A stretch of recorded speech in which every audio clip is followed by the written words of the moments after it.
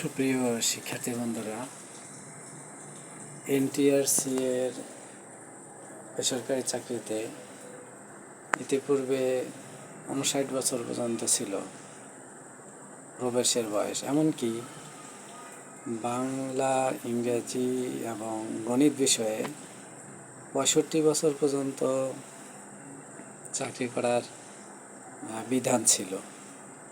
কিন্তু পরবর্তীতে বিভিন্ন সরকার বিভিন্ন নিয়ম করার কারণে বিগত আওয়ামী লীগ সরকার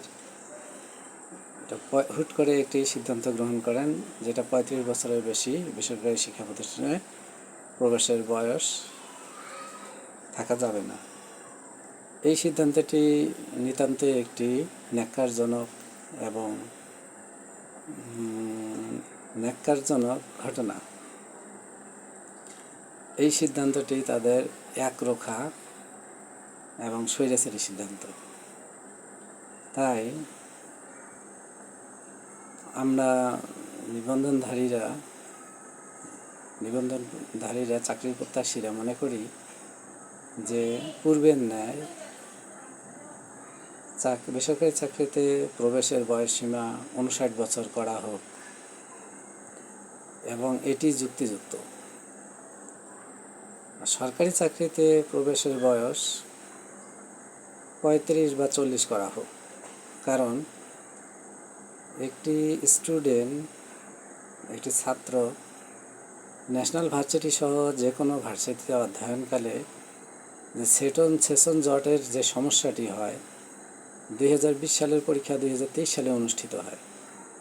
এমনি করে মাস্টার্স ডিগ্রি শেষ করতে তাদের বয়স ২৬-২৭ বছর হয়ে যায়।